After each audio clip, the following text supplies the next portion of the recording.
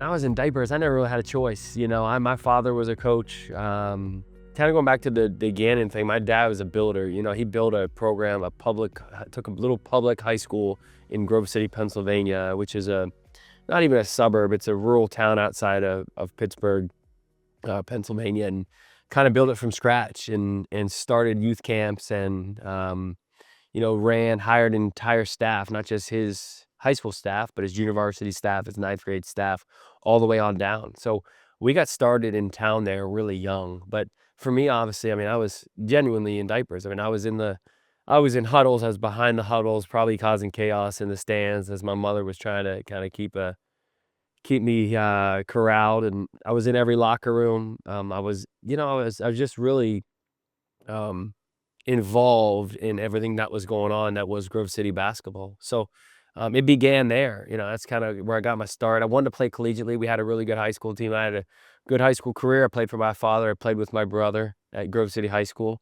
We had a bunch of success, and I wanted to play Division I basketball like all these guys that we're recruiting nowadays. And I was probably not quite a Division I player. I was probably right on the border of being a D1, D2 guy. I had an opportunity to go to Air Force Academy to play. As my one Division I opportunity.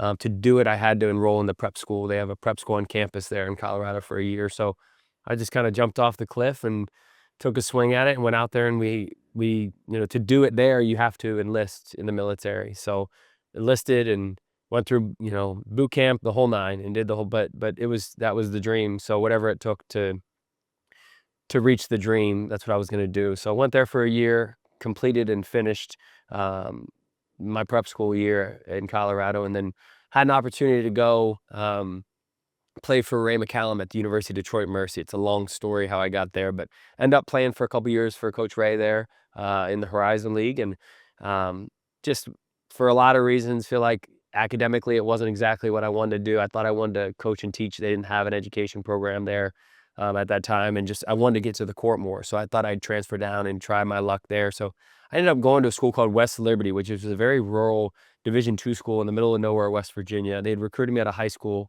They had some success. Actually, my dad was at a game, a regional game, the year as I was my last year at Detroit, and he called me and said, "Hey, I just watched this school, West Liberty, play. I've never seen anything like it, the way they played. I've never seen anybody press for that long, play that hard, play that well together."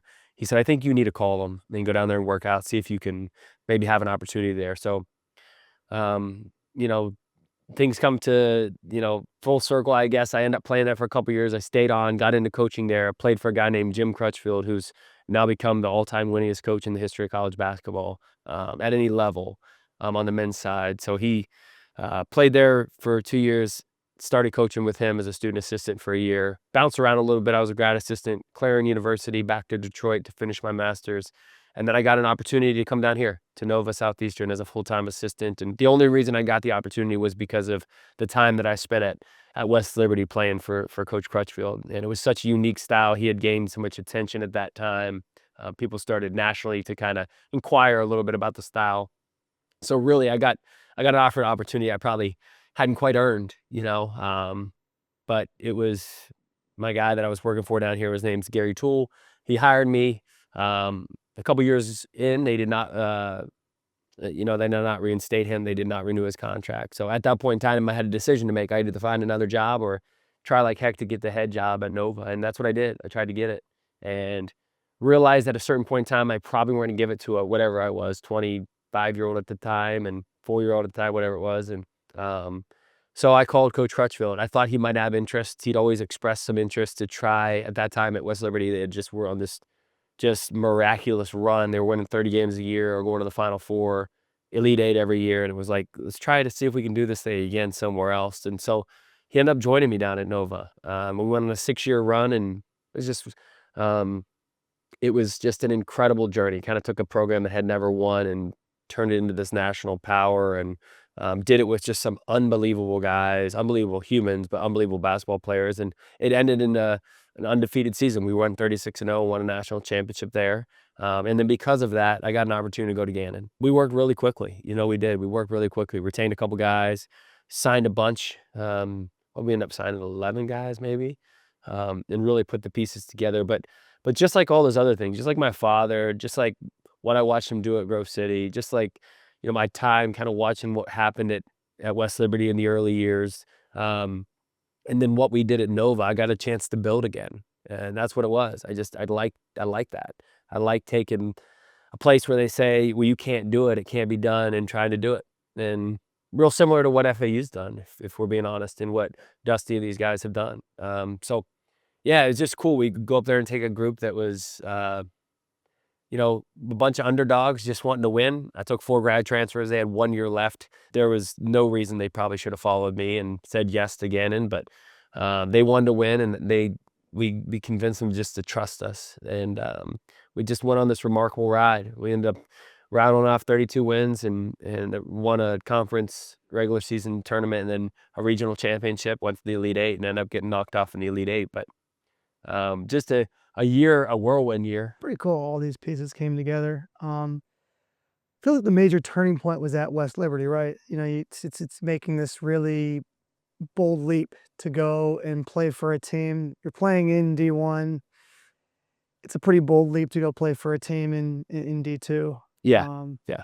Was there like an inner feeling? Was there an inner feeling? Like, what were kind of some of the synchronicities that got you from Detroit Mercy over to West Liberty? Yeah. Well, what's tough at the time is because you're so young and arrogant, and you have no humility. But you walk from, you go from a Division I team to a Division II team. You think that you're just, I'm gonna walk in here and start and be the best player, and that was not the case. And we were one of the best Division II teams in the country, and again, things were different then. Division II, because of the transfer rule, right? You could not transfer Division I to Division I, or else you had to sit, while you could transfer Division I to Division II. So, and there were some different things. NIL wasn't a thing then. So a scholarship was essentially a scholarship. So unless, guys were cheating, everything was equal, So there were some ways you could really build a Division II program, especially at that time in college basketball. So the opportunity to go there but what he built there just was incredible, and I walked into just a juggernaut that it was as hard to get to the court there as it was, at the University of Detroit. And quite frankly, like my college playing career, I say it all often to our players or guys that want to coach, like my playing career is really probably the reason that I'm coaching, in that I never felt fulfilled. I never quite did what I anticipated doing. And I think what probably a lot of my friends, my family, people from my small little hometown thought that I might do collegiately as a player. And because of that, I still had this yearning. It's like I didn't do exactly what I was supposed to do. I've got more to give to this game. And so it's probably why I jumped into the coaching profession. I think at the time, I thought I'd coach at the high school level, but then getting a chance to really, as a grad assistant, dip my toes a little bit into the water of what college basketball was, and recruiting and the business side of things. To me, it was a no-brainer. It's just become it's a passion of mine. The way that you can connect with guys, the stage of life that they're in here is just so neat. So, but not to get off on a tangent there, it's wild how things work, and we've all got that. We look back on our life, and it's just wild how these sometimes decisions you make, for better or worse, can just affect the rest of your life. What philosophies come from your dad? Because Coach Crutchfields are very well known, but everyone's not going to watch small town high school basketball. So which parts of your system come from your father? Yeah, it's awesome. Like my dad was a blue collar guy. He was from rural Indiana, and so he really was in the mecca of the Bobby Knight days, right, of Hoosier basketball, when it was about skill. It was about skill development. It was about team. It was about culture. And so I think my dad has a deep belief in that. He really believes that, like, to play the game, you got to be able to do 3 things: dribble, pass, and shoot, for one. And then you got to be able to defend. You got to have just an incredible awareness for what's going on around you. And then you got to be able to play as a team, and everything matters. To my father, it was like, if you're not 15 minutes early, you're late. Everything that you do, your approach to everything you do has to be at the utmost, effort level. And if you don't, you're failing yourself and you're failing your team. It's, selflessness, right? It's just giving up yourself for the betterment of the team.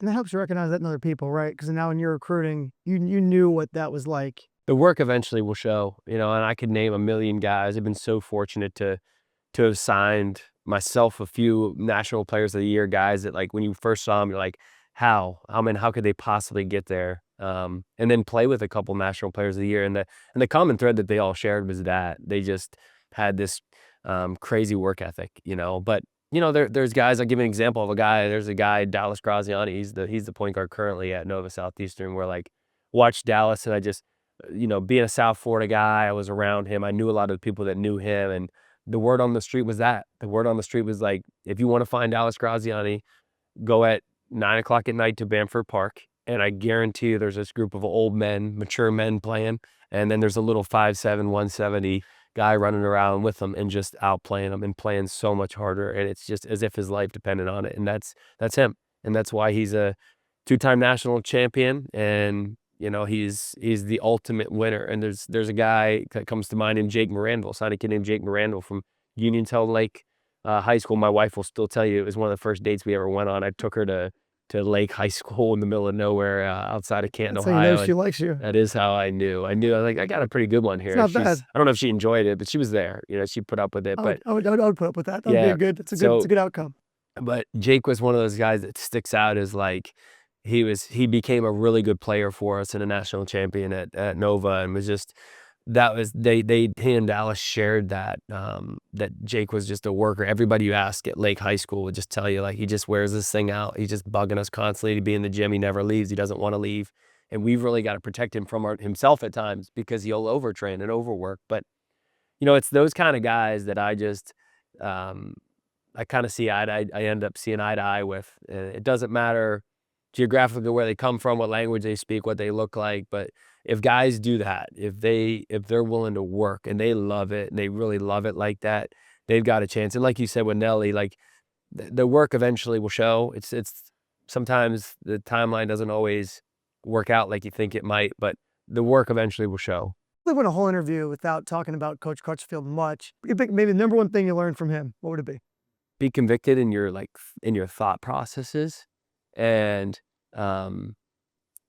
be unapologetic about the way you do what you do. And I know that sounds weird, but so his background, I think, is what probably makes him who he is. He did not have a traditional coaching background, I guess you wouldn't say. Like, he never played college basketball. He became a college women's tennis coach. I did not know that. Yeah, for a long time. I mean, he was not I don't think he got his first head coaching job till he was nearly 50 years old.